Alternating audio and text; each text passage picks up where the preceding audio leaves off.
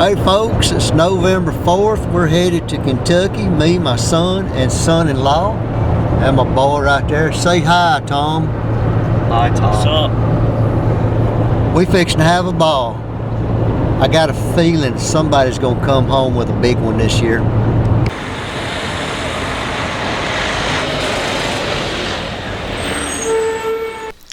As usual, the first thing you want to try to do when you get to a new area is put boots on the ground. Well, we're going to do a little bit of scouting. See if we can't find a place to hunt on this public.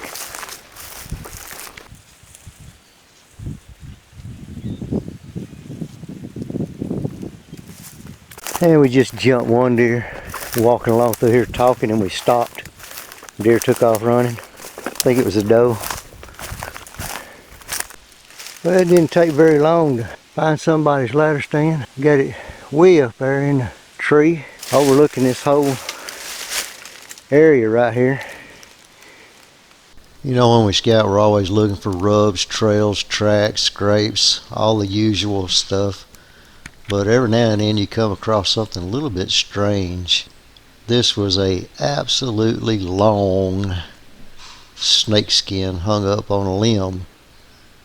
I don't know if somebody is using this as their marker to mark access into an area that they want to hunt, or if this snake actually got tangled up on this limb somehow, was able to come out of his skin on a limb. I've never seen this before. It looks like it was tied, so I'm assuming it had help. Kentucky has a lot better rubs than Alabama in general. Some of them can really tear up some trees.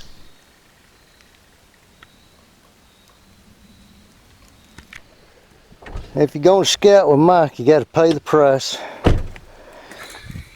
Ain't that right, Mike? You do have to pay the price. Huh? I bleed every time I scout. How much blood you lose, Court? Probably half a pint Half anyway. a pint? You donated blood today, me too. Yeah. And Matthew and Tom, they hit the ground running also, going to try to find him a place. Tom said, I'm taking the bow. You just never know. Speaking of that, you just never know what you're going to run into in Kentucky. Well, day one in Kentucky is pretty much in the books. This morning I run one deer off, jumped it. Me and Tom were scouting a different area. Saw about a 120 class buck walk right in front of us while we were scouting. It's dark. The deer moving in on this oak ridge while I'm speaking. I'm gonna have to get down out of my tree stand and run them off, it looks like. Oh, and you boys go in there. Y'all go in there quiet now, huh? Tom, you know how to be quiet? No. Okay, good. We've already seen a 11 point this morning. Just about ran over it. I mean, he was smack down in the middle of the road. Giant 11 point, wasn't it? Huge. Huge. It's awful quiet out here. Good luck. Good luck. Matthew and I are set up in a spot Mike and I found a few years ago, and we always have a pretty good amount of buck activity in this area. What we have is a big CRP field on one side of us, and on the opposite side we have a swamp. These two pinch together and create a little bit of a funnel. The deer will either cut the corner of this CRP field and come in on a trail behind where my son's sitting, or they'll come into the open hardwoods, which is just a narrow gap, and cut the corner of the open hardwoods leading over into the swamp. Sometimes they'll just run the edge of that swamp. I filmed the deer, now I'm filming Matthew filming the same deer. Once it come by me, it ended up right over there where he was, and this is his footage right now of the same deer. It's a little old half-rack buck. Looked like maybe he broke off one main beam, young deer. He's working his way right down the edge of that CRP field. He's going to come in right behind my son cut across the ends of a lot of ridge points that drop off into this bottom that's behind us. And I guess he's checking pretty much every doe trail between the ridges and the swamp on the backside of us. He gets downwind of us, but the deer never really acts like he smells us at all. So I think maybe the cooler weather that was moving in there that morning, the way the wind was blowing, might have had a thermal pushing up into the air, giving us a little break. The deer activity's been really slow, and the weather's been super hot. So any break we can get, we appreciate. The rut is about to kick into high gear, but without the cold weather triggering these deer to be active, that rut may end up being mostly nighttime activity, and we're really hopeful that the cool air will move in quick. Good morning. Today's Tuesday of my Kentucky hunt. Didn't really get a whole lot of footage yesterday. Mostly scouted and set up a little bit. Had 2 bucks come by and got some footage that morning. Scouted the rest of the day. Today, I'm sitting in a different spot, different area altogether that I scouted. I got an acorn tree that's raining acorns over here. It's kind of slowed up a little bit. It's been dropping all morning long. I've done a few bleeds, grunts. It's just dead, and the wind ain't moving hardly at all. It's really hot. I don't know if the deer are going to move or not.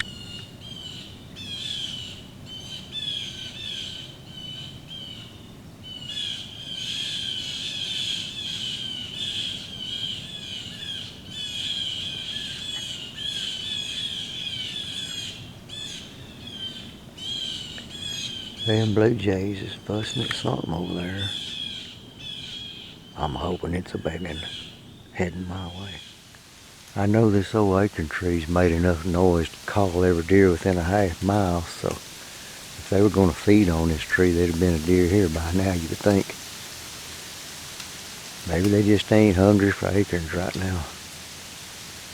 It sure has been raining acorns. Hi. I think I'm sitting in a pretty good spot. I scouted this out yesterday, came back in this morning, got in here real clean, didn't bump any deer. I got an acorn tree behind me that's just raining acorns. It's been so dead quiet this morning. All you hear is crickets and this acorn tree falling. The blue jays got stirred up once. Something came through, I don't know what it was.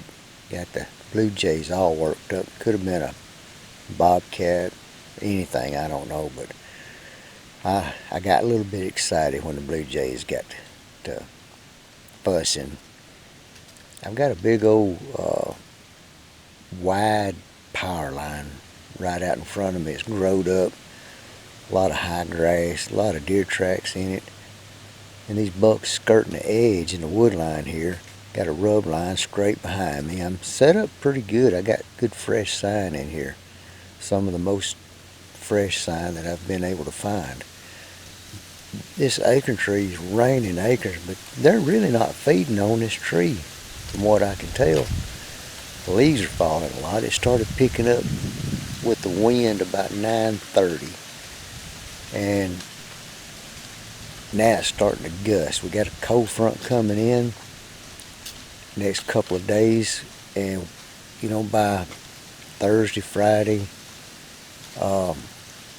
hoping hunting will get a lot better than what it's been. I've seen 6 bucks so far, and I think I got 2 on film. I sat and watching one yesterday and didn't even think about putting a camcorder on him. I don't know what in the world I was thinking. Had a doe bedded there. I could have filmed her. I'm slacking on the job for sure. But I'm thinking about getting down and doing some scouting. I kind of want to find something in this area that's so smoking hot that it keeps me up at night. And this really isn't doing it for me. The timing's getting right, but I'm sure there's a much better place than where I'm sitting. Tom, my son-in-law, was sitting on an intersection of trails right below a major scrape. The wind should be just perfect for him. I put him in the hot seat in this area from what I found yesterday. And I don't think he's seen anything this morning. I've not got no text messages or anything from him. My son seen, he's hunting in another spot. He saw 2 does and 2 spikes, he said. And it should start getting better is all I can say. Can't get, well, I guess it could get worse, but it's got to get better. Afternoon hunt or evening hunt. And I got a weird, it's a south wind, it's hot. I'm in a t-shirt, very, very hot. And I'm up on a ridge line actually. It's a straight line down below me, but because the wind's blowing from the bottom up the hill on a southwest wind, and it being so warm, I figured the deer might travel a little bit high. There's a head of a hollow right there. It's a pretty deep hollow. A lot of those deer run parallel with them points, ridge points down there. I used the holler behind me to access this and dropped up over into this. I think a buck coming through here might hug the edge of this greenbrier where it's just a little bit thicker, catching the scent of does, or at least stand up here on this ridge and listen for them, because the woods is so dry. You can hear a squirrel 200 yards away. Behind me there's a fallen down tree that I think will pinch him just around the edge of that tree, maybe giving me a 20-yard shot. We'll see how this setup goes. Well, I got pretty excited listening to this deer walking up the side of the ridge for 20 or 30 minutes before I finally laid eyes on it, thinking it might be a buck slipping up, but no, it's a doe. At least my setup's working pretty good. I said it before that my wind was coming up the hill, and I got high up on the hill hoping that if a deer did come down the ridge line, it would blow my scent over, but now the thermal shift has already kicked in, and my wind's actually being sucked right back down the holler that I used to access this particular spot. So the setup's good. All I need now is for a good buck to come through. This mama and yearling hung around feeding on acorns. A lot of acorns falling too. I forgot to mention that. And there's another deer coming up the draw behind them, and I can't really lay eyes. I'm looking and trying to film these, but I'm also trying to use my binos to see what the other deer is.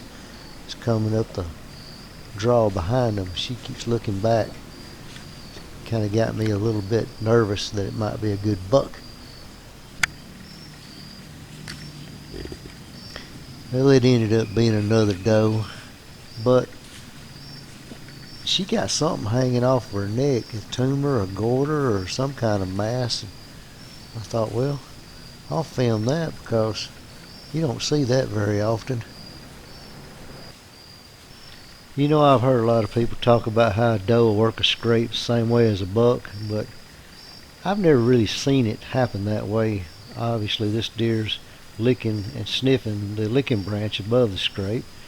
She sniffs the scrape, you know, the same way as a buck does, but she doesn't actually pee in the scrape and rub her legs together across the tarsal glands like a buck does. So it's a little bit different, but does do frequent scrapes and check them out.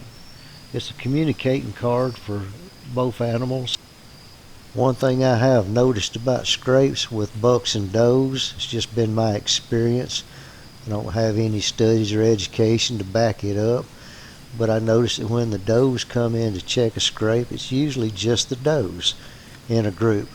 And when the bucks come in, especially early season, it's just the bucks. It's almost like they separate themselves.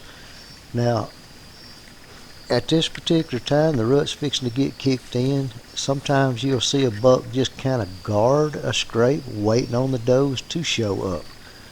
But as far as them traveling together, being together, coming and going to a scrape, I never actually witnessed that unless the buck was actually chasing a hot doe.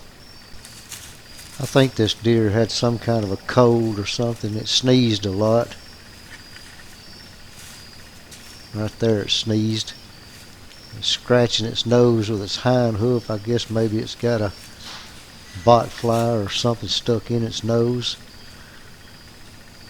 This doe sneezed and coughed pretty much all evening long. I mimicked the sound several times back to the deer, and they're only 30 yards away. Maybe at that.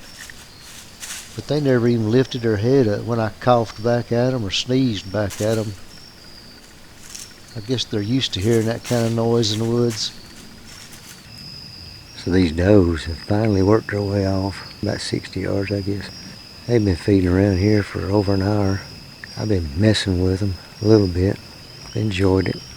This evening's just about over. Got a few minutes of light left. Maybe a buck will come through in about, give me a 30 second.